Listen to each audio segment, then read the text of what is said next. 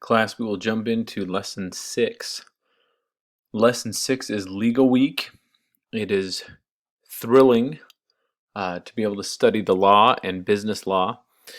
Some of you may not find it thrilling, and that's okay. I find that students either love this week and really get into it, or they find it one where the material is a little bit more dense and harder to get through. So we'll get through common legal structures for your business. You'll need to choose a legal structure. We will teach you how to do some research on licenses and taxing in your area. Excuse me. And then we will jump into your reflection. Project 2 is due this week as well. So good to keep that in mind. Let's go ahead and jump into the first assignment, legal structure. For this, we'll do a lot of research here in hg.org. This is mainly for students residing in the United States. If you're residing outside of the United States, you'll need to research your specific legal structure options. I will say I find after teaching this course for 5 or 6 years, I've seen a lot of structures from around the world, and a lot of them will mirror those that I will go through on this hg.org article. And so I think there's a lot of value in at least getting the basic structures down here. As you'll find, there's a lot of crossover to organizational structures around the world. So I will walk through these assignment details in just a moment, but let me show you what's on hg.org. If you click this link, it will pull up this page here. hg.org will give you just a general overview of legal information. And this page will give you the most common business types, at least that are available for our course. Let me walk you through just the basics. The sole proprietorship is the most common. That's you own your business. No one else has any control. And you'll see as we go through this, there's a balance between control of the company and risk to the individual.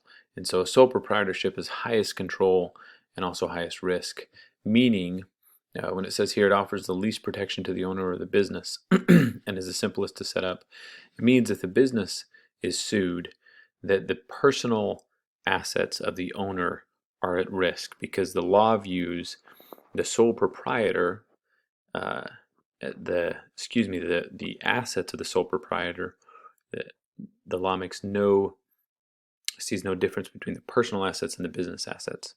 And so if someone sues the company, they're suing the person. And so the the home or the car or everything else is potentially at risk, and that's why there's a little additional risk to a sole proprietorship. It is the most common. It's the most common in this class. It's probably the most common throughout the country because it's so simple. You say, I own my business, and then you can research your local government to see if you need to do anything more than that. But really, in most cases, you can move ahead just by starting your business as a sole proprietorship. There may be more in licenses and taxes that we go over, but nothing more to declare yourself as the owner of the business. Partnership is very similar to a sole proprietorship. It's just with more than one person.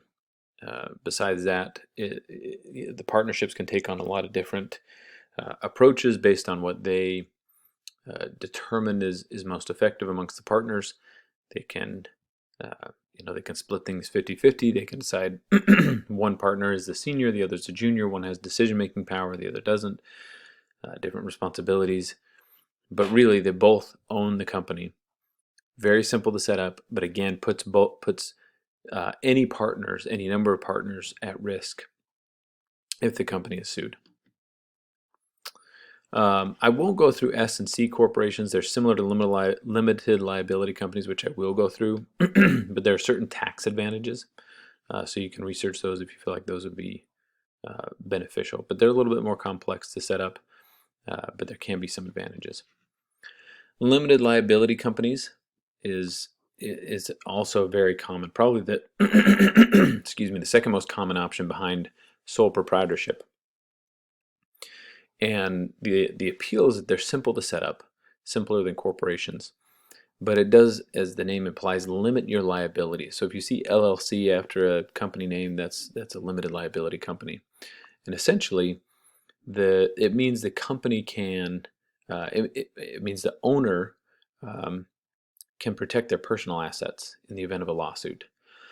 However, there are certain guidelines where, depending on the size of the company, you have to have a board, and that company board can eventually wrest power from the owner of the company if they feel like it's necessary. And so there is some loss of control there. There is some complexity in setting it up, but not quite as complex as other models. So the limited liability company is very common and really fairly simple to set up depending on your locale.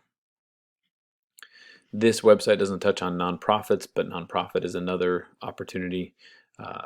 Huge tax advantages, but very complex to set up and maintain.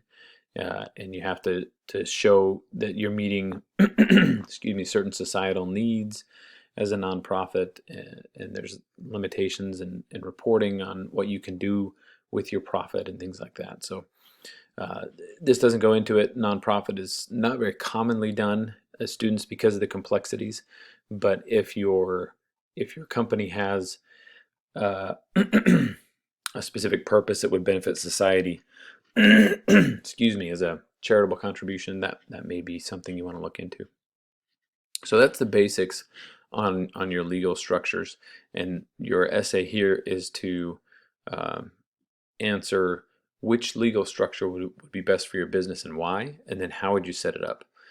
That is going to take a little bit more research, probably some conversation with your local government, either through their website or through a phone call or a visit to their offices.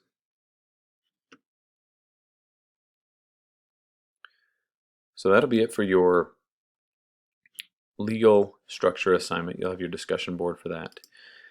Licenses and taxes, I wish there was at least a straightforward basic list of taxes and licensure you would need for your business, but it varies so much from city to city and state to state and country to country that you will need to do your own research on it. This is there's some good information here to get you started, and then you'll need to do your own research on what licenses and taxes would be required for your business model and your location. Keep in mind that local governments want you to start a business there because it will bring in additional tax revenue. So most, not all, but most cities and states and territories and countries will make this somewhat accessible just on their website because it's a common question. Or if you call their office, then they are happy to walk you through the process because again, this is governments want to make this possible for you to bring your business there, as that will create additional tax revenue for them. So you will likely find a willing audience if you reach out to your local government, but you'll need to research this and then make note of any URLs or websites that you referred to, or if you called or spoke to someone specifically, you can reference that as well. And then create a Word doc that includes the following. Talk through if you'll need any licenses, which licenses those will be, how you came to that conclusion, and then, as mentioned, reference those URLs or how the information was gathered. That'll be it this week. So not as demanding as writing assignments, but a little bit more on the research side. Again, Project 2 is due. If you are watching this and have not started on Project 2, please start immediately, as this is a little bit more time intensive than Projects 3 through 5. And so you will want, you'll definitely want time to create that website. If you run into any sticky questions for your legal structure, your licenses and taxes, please reach out. I'd be happy to help out. Thanks, everyone.